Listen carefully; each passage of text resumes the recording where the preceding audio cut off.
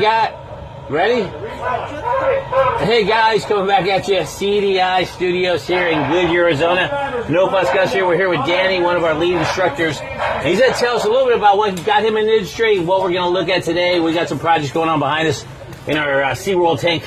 They're going to get to see some stuff in the water here in a bit. Good afternoon, ladies and gentlemen. My name is Danny.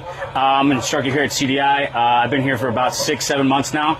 A little bit of background about myself. I did a few years in the Marine Corps, a few years in the Navy. Got out, did some commercial diving. In the Navy, I was a Navy diver. Got out, did some commercial diving here in Tucson at ACDS. Great company, by the way. And then CDI reached out to me and asked me to be an instructor, and I thought it was no better way to give back to the dive community than to show the new generation of divers how we used to do it, right? So here you can see some of our divers entering the tank. We're doing a new hat, a new hard hat or diving helmet. It's called the Desco. It's a free flow hat. So they're familiarizing themselves how to use it, how to manipulate the free flow and the exhaust, going upside down, doing belly down drills and stuff like that. We really emphasize emergency procedures, right? What happens if you get water in the hat, how to clear the water in the hat. So this is what we're doing today, a familiarization dive, if you will. Here you can see one of the divers right here approaching the window, if he wants to stand up straight for us. Come on down. Go ahead and approach the window, if you will. Yeah, you're going to see they go. So you're going to see him laying down. And that bottle you see on his back is called EGS, or emergency gas supply. All divers have an emergency gas supply on their back.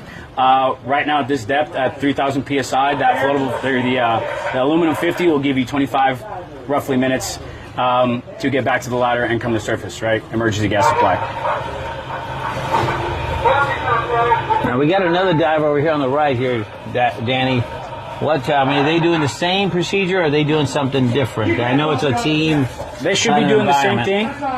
We're going to run another drill here in a second. Not so much a drill, more of an exercise, right? Being able to move weight and how the hat moves on you as you move around in the water, right? Because not all hats fit like NFL football helmets, right? So as they move these buckets in the water, they're going to have the hat jostling around, and they're supposed to find that comfort in, hey, it's okay if it's not 100% on tight, or if it's a little loose, or if a little water gets in here and there. They're required to move weight, work underwater, and still be able to perform an EP with confidence and proficiency. Look at this. They're coming through. You'll see this. Moving from right to left. Now he has a bucket there, Danny. What is that? Is that a tool bucket? That's a tool bucket with some tools and weights, just to simulate what they're going to see on job site.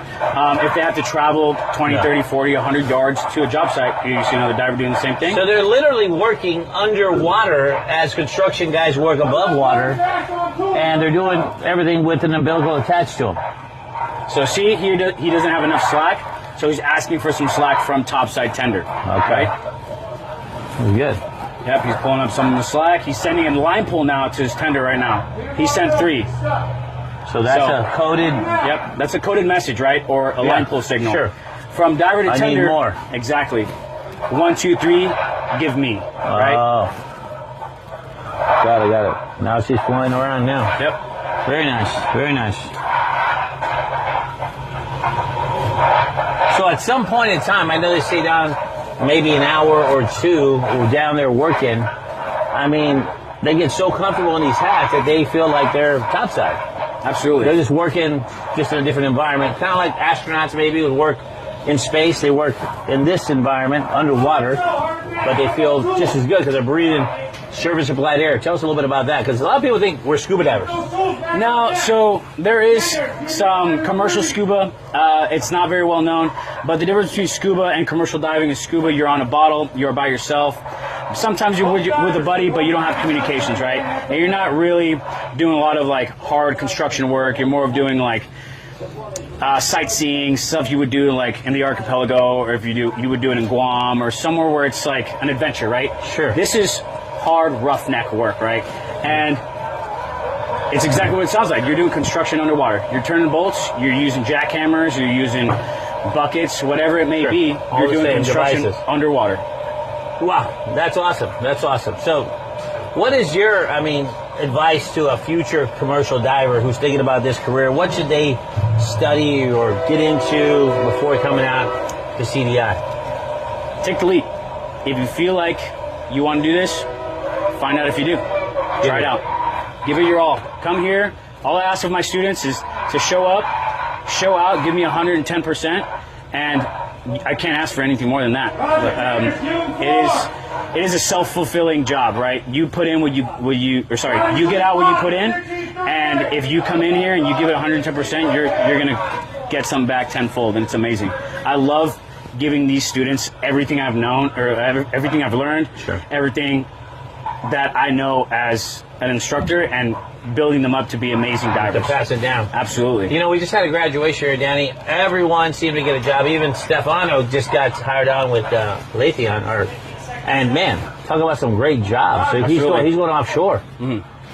Wow. Like he's just got out of school. He's already on. There's a lot of opportunities coming out of school. We're, if not, one of the best dive schools, right? I don't want to toot our horn. Fine. Yeah, I don't want to toot my own horn or even say that we're better than other schools, because right, I haven't been to those schools, but I've seen a lot of new divers, right, get into the industry and get really good paying jobs, whether it be in a union, offshore, inland, West Coast, East Coast, and I don't know if we've had anybody go overseas, right? But that I've talked to some of my buddies overseas, and they're always looking for guys who can dive and speak the language, right? So there's immense opportunities for diving around the world and in country, right? So never think there's not money to be made, right? Danny, thank you so much for taking the time, giving us the insight. This project has a continuation, so we'll be back to be continued. DiveCDI.edu. We'll see you next time, guys. Thanks for coming out. Bye. Take it easy.